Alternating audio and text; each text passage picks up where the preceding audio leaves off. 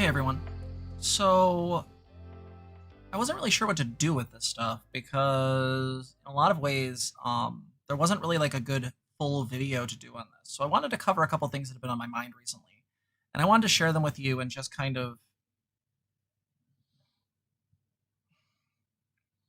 look at these thoughts a little bit more closely. And I wanted to invite the chat, if they're willing to sort of ask questions and sort of see where their thoughts are on things. Because I think this stuff, especially around like LGBT stuff, queer stuff, is really, I think, a really good thing to discuss and a really good thing to have like open discourse about. The two things I mentioned to chat before we started the segment was the bi pan discourse, that is the bi versus pan nonsense that's gone on for quite some time. Um, and then also sort of kind of doubling down, so to speak, on that's definitely going to be an emote in the Discord.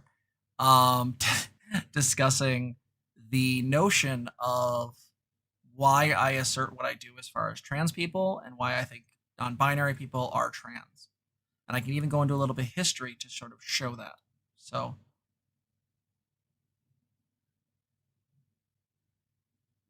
oh, that's a good one, Katie Ann. Okay, we will get to that shit. Cool. Keep putting your questions in chat, and we will rock through this. So the first thing I want to cover is the bi-pan discourse, because Pablo Oblov asked, and specifically asked, how valued you think that discourse is. Sincerely a bi. Well, as one pan person to a bi person, I think I have an issue with the framing.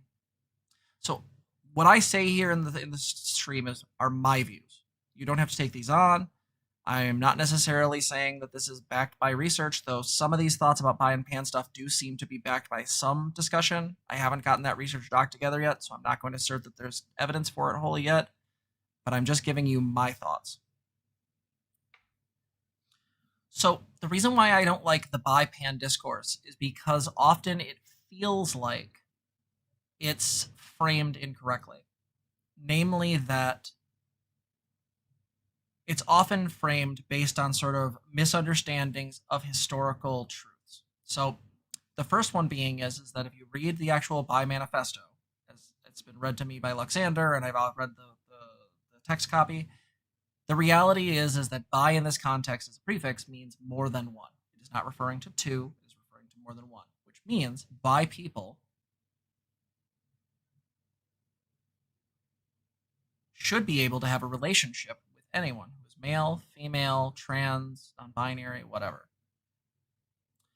But that begs the question that if bi has this already built into it, what was the need to create pan? Because if you look back at the earliest version of where pan comes from, the earliest I've been able to find is a live journal post from someone saying that they are pansexual, meaning that they are attracted to people of any gender or regardless of gender, more like, because they believe that to be inclusive to trans and non-binary people. Or to put that another way, trans-binary and non-binary people. We'll get to that argument in a minute. So here's the thing. This begs a question. Why was the new term created if bi was already sufficient? And the evidence I would point to is there's a video by Kat Black where she talks about her experiences in dating bi and pan people. And her experiences, if I remember correctly, with pan people are awesome.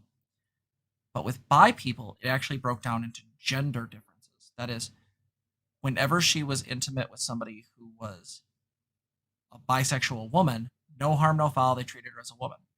But anytime she was intimate with someone who was a bisexual man, they would treat her weird or fetishize her in some way, saying things such as, like, she's the best of both worlds.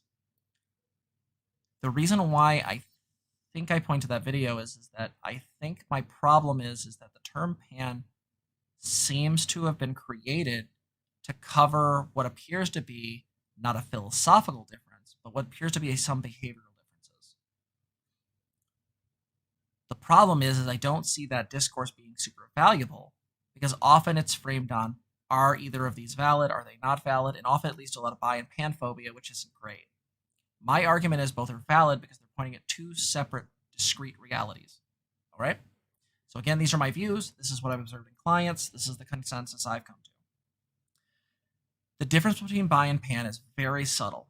And I would argue, because the way that they're structured is in and of itself subtle. My way of framing these two is that, and the reason why I identify as pansexual is this. Bi seems to have built into it this appreciation or this direct attraction to the gender, whether that's non-binary, whether that's male, female, whatever. There seems to be a real,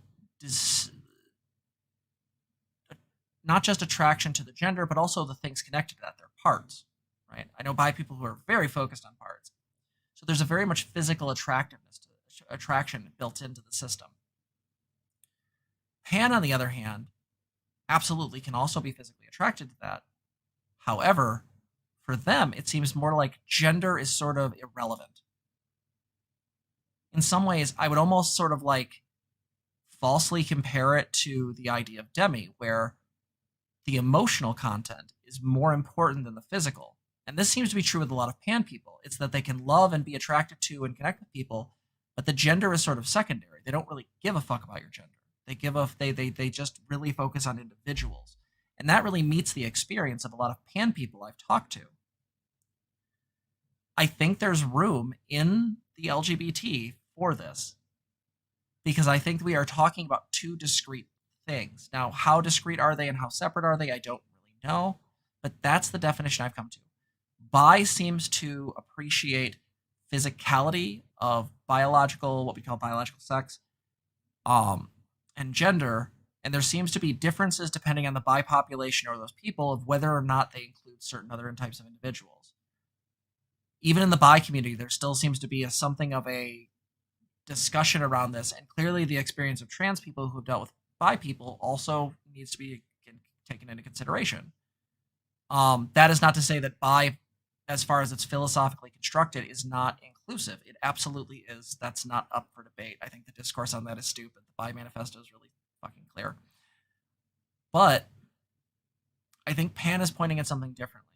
As opposed to be really attracted to guys and really attracted to girls and really attracted to people in the middle, Pan people seem to be like, I'm really attracted to Steve.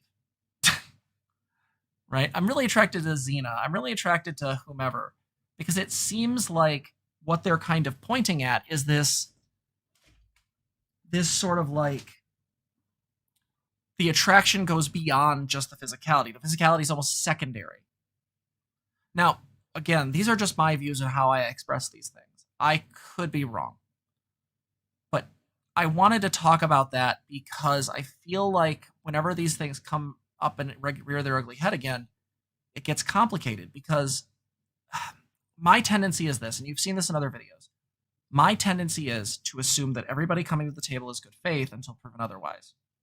And so my assumption is bi people who feel like they've been mischaracterized are telling the truth. That's shitty. That shouldn't happen. But clearly there's experiences on the gender norm-conforming side, be it trans men, women, non-binary folks. There's a way in which these people are reporting that there is a difference. Cat Black's video is proof of that. And there's been other folks I've talked to in the form of clients who have said similar things. Not necessarily the same as her, but the same, roughly. And so I think the important thing is to separate out the bi-pan discourse, and instead of looking at it as an attachment of feeling like both need to be valid, let's start from the premise that they are, and then ask the question, okay, if both of these are valid to the people who use them, why do they use them? What is the difference they're pointing at? And the best I can come up with for myself as a pansexual person is I don't really give a fuck about gender these days. I give a fuck about the relationship. I give a fuck about the connection. I really, really love Zena. But I'm also not really super into more masculine stuff, but Zena leans between non-binary and slightly transmasc.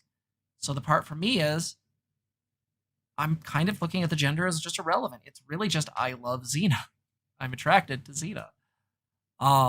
Again, wholesome, but true. That's where that is. And that's not to say that physical attraction doesn't exist in pan people. I'm not trying to make some kind of like side ace argument, though I would say maybe there is something to discuss there as far as like ways that different spectra sort of crash into each other. But more so just to sort of bring up this idea that it's a question of prioritization.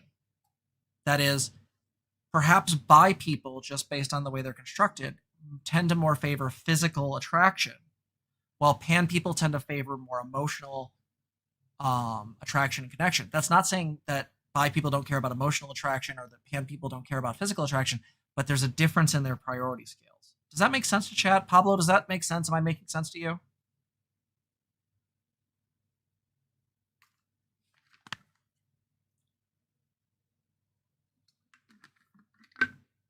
Yeah. Did you want to come over? Yeah.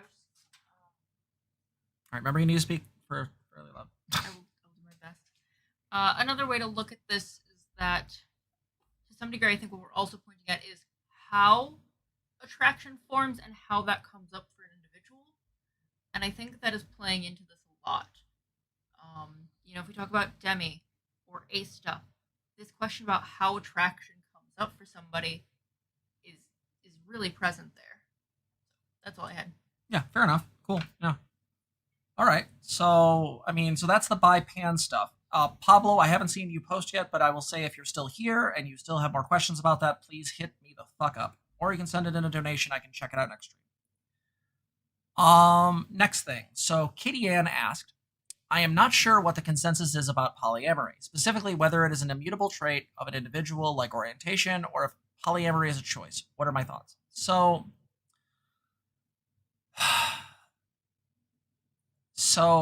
when I was younger, my belief was that polyamory was a changeable choice-based trait. And I still think there's evidence to suggest that in some cases that is true. However, as I've gotten older, one of the things I've sort of realized is that I am not capable of it really, at least not as far as I can tell. There might be extenuating circumstances. As I've shared online before, I have can't even say which George I had right. I have borderline personality disorder, which means that I am incredibly susceptible to abandonment. The problem with polyamorous situations is that I react very poorly to them, especially with my partner's partners. So I would use myself as an anecdotal discussion about the fact that I think there are some people who, due to trauma or due to background, may not be capable of that. As far as sort of the question in psychology, I don't know if there's actually been enough research on this. The best piece of research data that I've been able to find was actually a dissertation that was turned into a book called The Polyamorous Next Door. I can look up my Audible real quick and tell you what the name of that person is. But essentially, The Polyamorous Next Door is a book where she details her experiences with the poly community and describes some of the ways that, they work, what the population densities are, that kind of stuff. So one of the things I remember from that book, and again, I haven't read it in quite some time, is that she makes the argument that based on the data, most people who practice poly are white, middle class, and the average is most people in those demographics are also usually straight men and bisexual women. In fact, she argues, her name is Elizabeth Sheff. Let me put this in chat for people.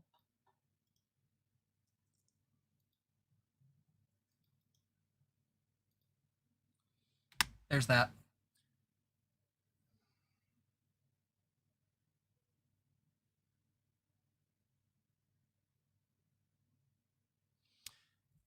Yeah, Pablo, makes sense. I'll come back to that in a second. So, like with the poly stuff, like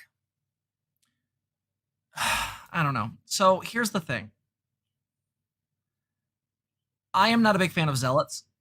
And so there are people who are, by my definition, who are very zealotous towards polyamory. They're very like, everyone must be poly. And I just don't think that's fair. I don't think that's real. I don't think that's anything useful. I think it actually just shuts down conversation. My argument would be is that if you feel like this is an orientation for yourself, I would actually acknowledge that. My feeling is that I think we are talking about a legitimate orientation. I think there are some people who are constructed to do it. I think there's some people who are on the fence, and through therapy and some work they can kind of go that direction. I think there's some people that just can't. And I would even argue that even if this is just a social constructive thing where we have to change the way we think and that theoretically anyone could do it, even if it's not an orientation, or even if it is, in either of those scenarios, there could be people who could be configured to be polyamorous, but due to circumstances of genetics or background, right, environment, they just might not be capable of it. Myself, for example. Does that mean that I feel like I can have polyamorous feelings? Yeah, I have borderline. I fall in love with people all the time. But like the idea that like actually trying to maintain an additional relationship, there's way too many things that go off in my head that are just really not helpful. So one thing we might do during one of the research streams is just discuss like looking that up and seeing if there is more data. I highly recommend that book because I think it's important to recognize. One of the things I think the book points out really effectively, and again, I'm going by memory of when did I read this? A while ago. Back when I was in case management, which would have been 2016, 2017. The simple fact is this. Poly groups tend to be more likely white, middle-class individuals. They tend to be also, they sort of commodify bisexual women. And there's also a way in which, in a lot of circumstances, certain groups aren't really like welcome there just based on the interaction. Now, obviously, there's going to be extenuating circumstances. This is just going based on her data that she was able to collect or data she's pulled from research. Your mileage may vary. But she points out that people like, for example, gay men and lesbians aren't really part of the poly community. One, because lesbians and gay people have already kind of been doing that themselves in their own groups for a long fucking time. They didn't need to wait for like white straight people to catch up. But two, there's ways in which, because of the lack of commodification, or because of some latent, or what she describes as sort of internalized homophobia, there does seem to be some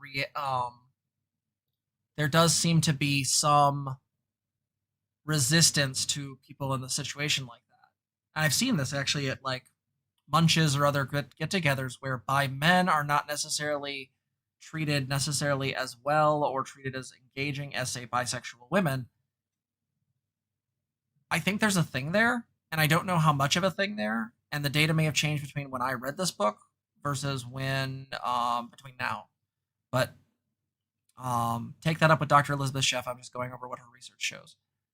But I think it's important to keep this in mind because in a lot of ways, whether it's an orientation or whether it is just something someone can socially construct themselves into, there's probably going to be extenuating circumstances that are going to prevent them from being able to do that, even if it is an orientation for them. I tend to lean towards orientation because I've met people. Jesus Christ, I have a friend of mine who I see like once a year because fucking pandemic and also just cons. Whose name is Hannah, and they're like the most lovely human being in the world. I love them to death. I've had a crush on them for like 3 years, and like I meet Hannah and I go, "Yep, poly's possible."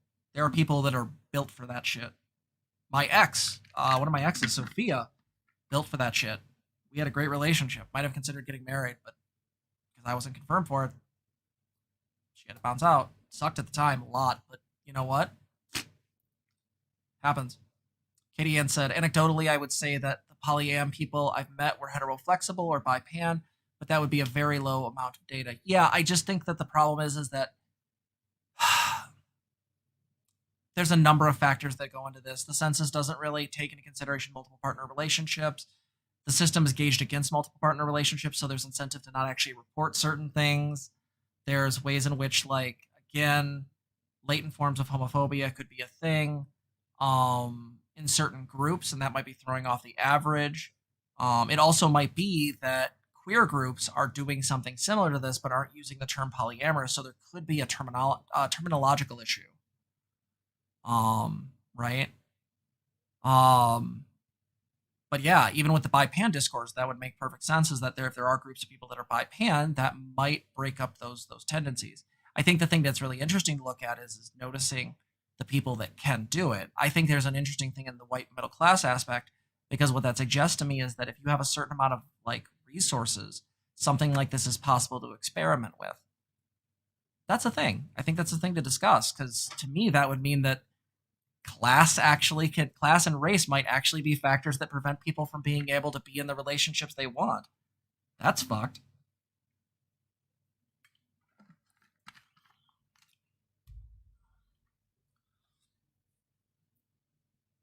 So let's see here. Pablo said earlier, yeah, that makes sense. Makes more sense to me. I'd also find that your analysis of pan reflects my experience, but I also feel the label of bi does as well. Pablo, at that point, here's my suggestion. Which flag do you like better? I'm serious. At that point, like, it just comes to a flip of a coin. No, I knew Jess was going to say that. And I am definitely in that boat too. Just pick whatever works. Honestly, I went back and forth on this because my pre-transition sexuality was probably closer to bi. Being on hormones has completely altered my endocrine system more to a feminine one. And so it's all about the interaction. It's all about the actual connection.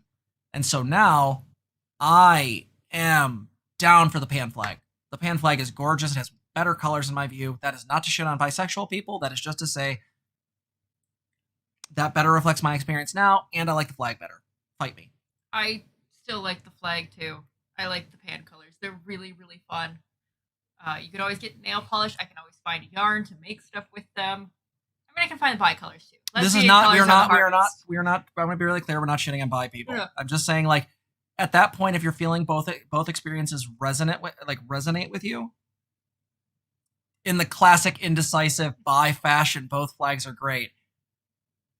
Then just fucking own it. Just be like every other person. Like, I'm bi or pan. Well, like, just do it. This stuff you have my permission. Isn't always concrete, anyways, right? Like, this stuff can be definitely a spectrum. You can exist in different parts of it, right? This stuff can shift, here and there, right? As you get older, like just life experiences, other things happened, Like, you don't have to be hardcore in one camp or the other. Like, that's just not how humans work anyways.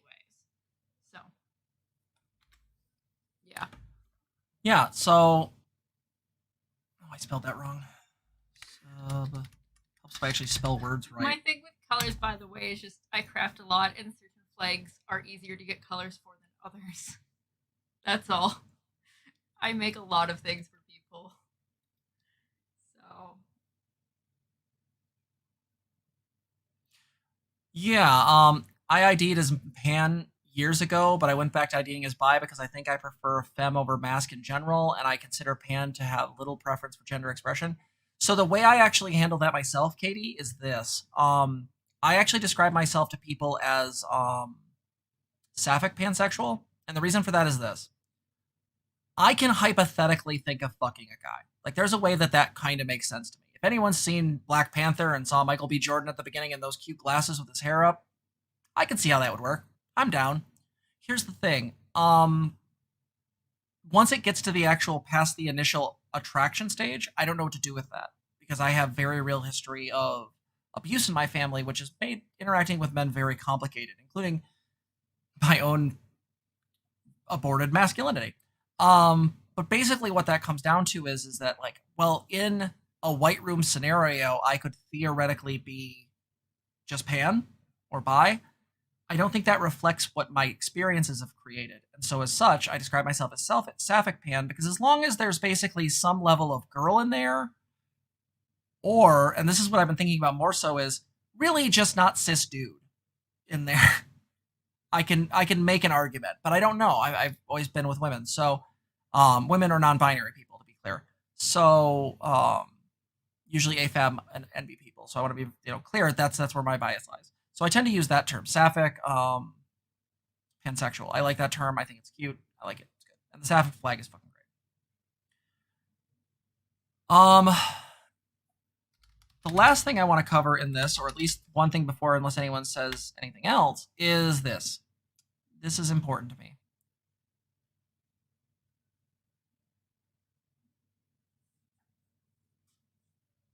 So we're going to learn some history, folks.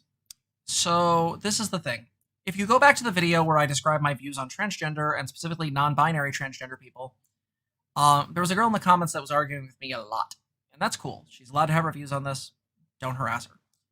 But I want to bring up some of the things she said, because she was very upset and very concerned because she thought I was saying that she couldn't self-ID as not trans. And my argument has always been, you self-ID however the fuck you want.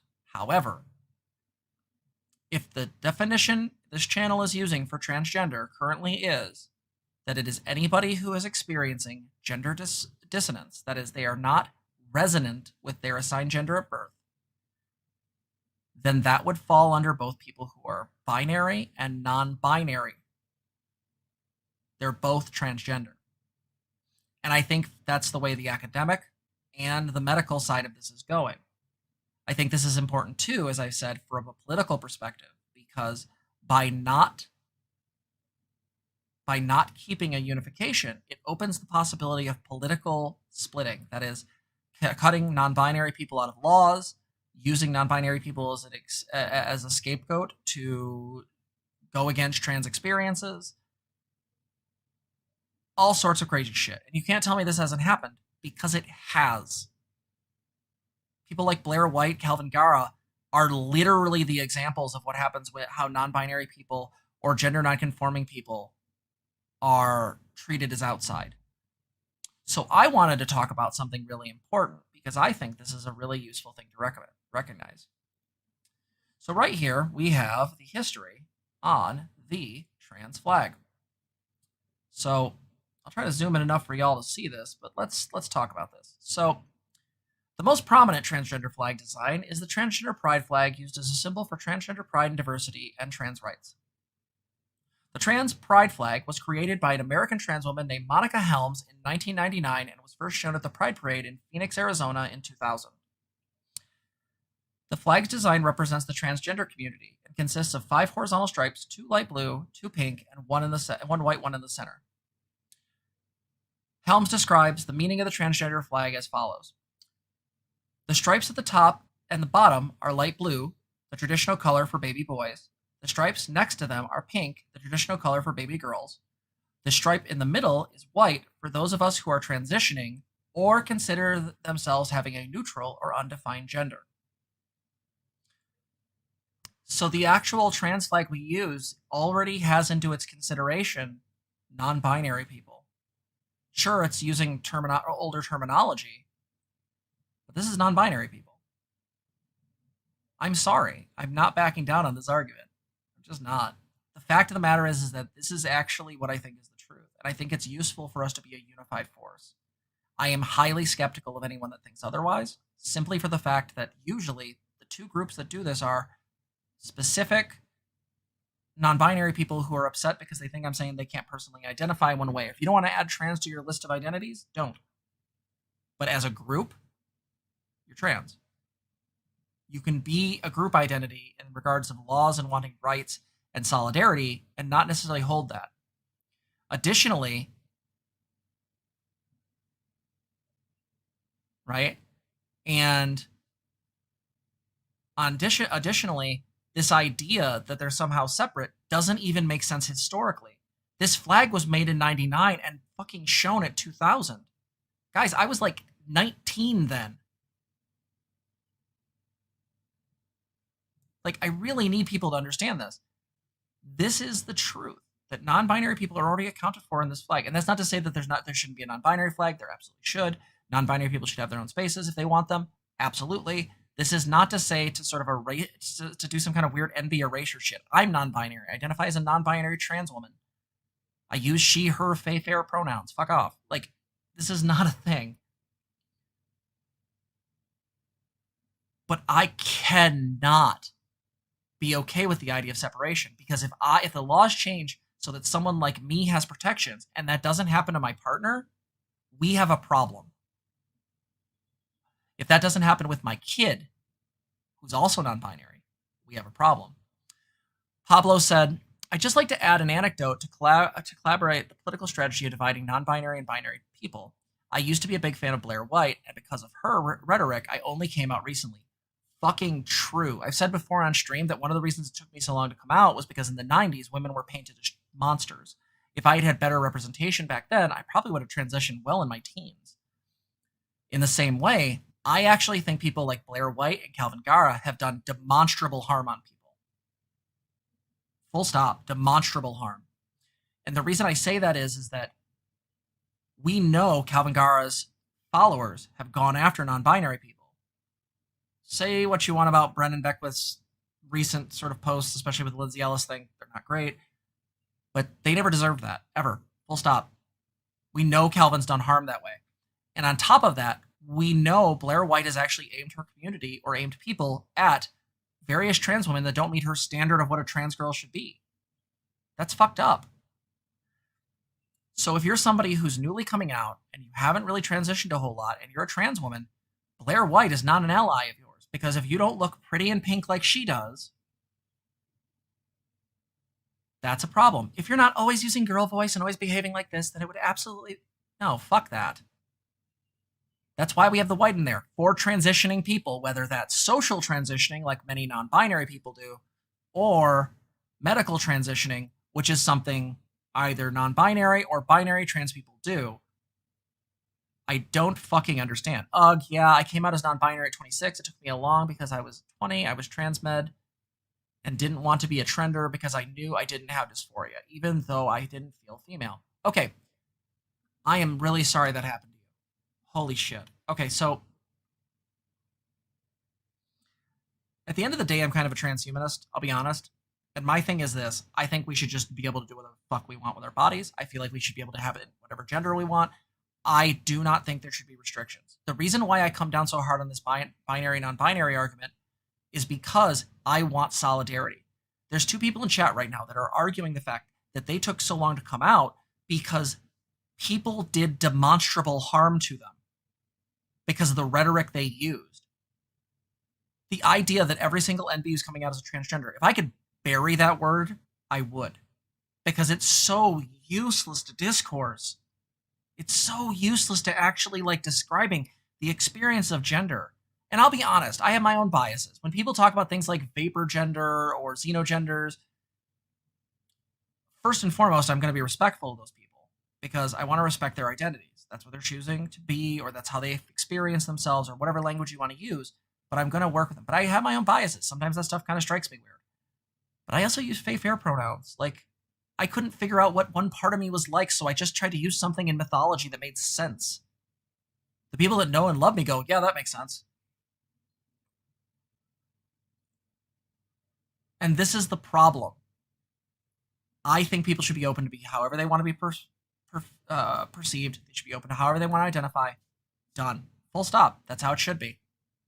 And the fact is, I'm really sorry to Pablo and Katie because you guys shouldn't have been treated that way. You shouldn't have had to see essentially what I want to call right-leaning propaganda that prevented you from really figuring out your identity. This is what I mean by these people doing harm.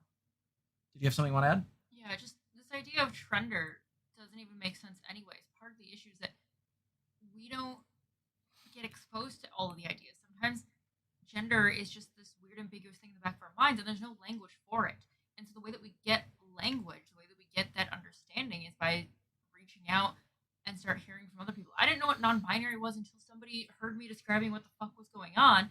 And we're like, that sounds like this. I'm like, what? There's a word? I'm not the only person dealing with this? What? I was very confused because I didn't have language. And I just hate that, this idea of, being a trender is somehow bad in this case. Because no, lots of people, we need our communities to talk about this stuff, be open to this stuff, so that way people can have a better understanding and a better language to even approach these topics. Yeah, so. Absolutely. And to give you an idea of how do you practice what you preach, in the Discord that we're working on right now, one of the things we're talking about is how do we want to do roles and setups. Generally speaking, the idea is going to be is that I think you should be able to click on whatever ones you want. So if you're somebody who identifies as non-binary and is also trans femme like myself, you should be able to click on both of those things. We want to have it set up so that you can have your clear identity there and your pronouns there. We want it to be fair and we want it to be set up well. So, and you can also, unclick things that way you can change at any time. This stuff is, as people are exploring. Absolutely. Yeah, I would say as far as the whole politically dividing people, the problem is that the two people in chat have basically argued this, and I think they're correct, is that essentially because of the way political strategy is used, by saying that you're non-binary and then realizing either in Katie Ann's case that that's not valid because of some shit that like that they saw on the internet, versus Pablo struggling because with the way Blair White portrays things didn't really allow them to come out. Like, it creates harm. Like, do you guys see this? Do you see the way this keeps people from finding themselves? Because it sets such a rigid and, quite frankly, pathologized notion of what it means to be trans. This is the stuff I'm trying to fight against. Like, I just don't trust anybody who wants to separate this out, because what that does is it gives lawmakers the opportunity to try to legally cut NB people out, which they've already done in certain circumstances. Remember, to transition a woman back in the 80s, you had to be basically a transsexual or homosexual, and you had to go through basically a shit ton of gatekeeping. And it was basically a conveyor belt of things you had to go through. And the joke was, were you non-binary? Because that was not a thing. There was no medical options for you if you so desired you wanted those. You either had to lie or just deal. Like, no, the laws and the ways we look at things need to be unified. And this is what's true in the academic research. This is true what's in the medical research. This is true in all of this. Everyone under these are under the trans umbrella. Now, they don't have to say, well, I'm transgender if they don't want to. Personal identification is not necessarily required. But group identification, to me, is. Because to say otherwise is to leave either non-binary people out in the cold or to invite transmedicalism. Is this clear to everyone? Am I making fucking sense? I don't think I'm asking too much. I really don't. And I will add that, medically speaking, when trans and non-binary people are accessing,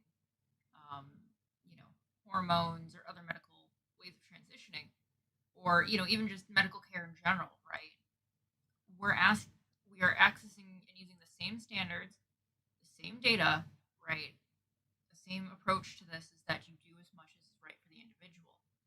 Okay, the same level of respect from any kind of doctor that you might see still needs to be the same. These standards aren't just suddenly different because somebody's non-binary and somebody's trans. These are the same thing. So, yeah. Yeah, I mean, look at here. Like, in here, they have another section. 2014, a new transgender flag known as the Trans Kaleidoscope was created by members of the Toronto Trans Alliance, TTA. It was raised at the first Transgender Day of Remembrance ceremony in Toronto City Hall. This is what is its colors. They don't have a fucking flag for it, which is weird. I don't have a picture. Yeah, so Yeah. Pink, women or femaleness. Purple, those who feel like their gender is a combination of male and female. Green, those whose gender identity is neither male or female. Blue for men or maleness. Yellow for intersex. Oh, there's the flag. Is that? That's oh, the intersex intersex flag. That's not the whole thing. So, I'm sorry. Like, can we just be honest here and like recognize that this is? I don't see why people are upset about this. That video is got not a whole lot of dislikes. I think more transphobes were really upset about the "you are not a woman" argument. I have to wonder if there's internalized transphobia left. That by calling themselves trans, that could be I could see that. A lot of the negative stigma that possibly goes with it. Yeah, just something to think about if you're on that end. What are you approaching this from? Yeah. All right. Well, it seems like chat's in agreement. People understand this. I mean, just do me a favor, and if you see people in the comments getting salty, just say something. Like, this is, I really don't mean to like be a jerk, but it's just like, again, I just don't want it to be ever set up where GOP members make the concession to let binary trans people in, but cut non-binary people out. Like, this is the same shit that happened with the whole LGB without the T nonsense. They're trying to cut transgender people out and offer the possibility for other members of the actual queer community to continue moving forward. We'll accept you, supposedly, for this. This is actually what I was going to get into with that segment about Caitlyn Jenner, is the problem with this type of tokenism. Like, this stuff sucks. And the thing is that anytime you become a token, anytime you try to make these types of compromises, anytime you try to sell someone down the river for your own level of acceptance, spoiler, it doesn't end well. So I'm going to leave that there for now. Thank you so much for watching. Really appreciate it. If you like this video, please like, comment, subscribe, ring the bell. And if you want to help our channel, please know that like I'm the only one in our house working right now. So if you want to help our channel, every little bit helps. You can either donate a one-time donation to streamlabs.com/transgirltherapist/tip, or you can donate to our Patreon. You can become a patron. And that comes with a few neat things. We might have stickers at some point. We also might do some live streams if anyone goes to that level. So please check out the Patreon. The link should be down below. And yeah, I guess we'll see you in the next one. Thank you so much for watching, and bye.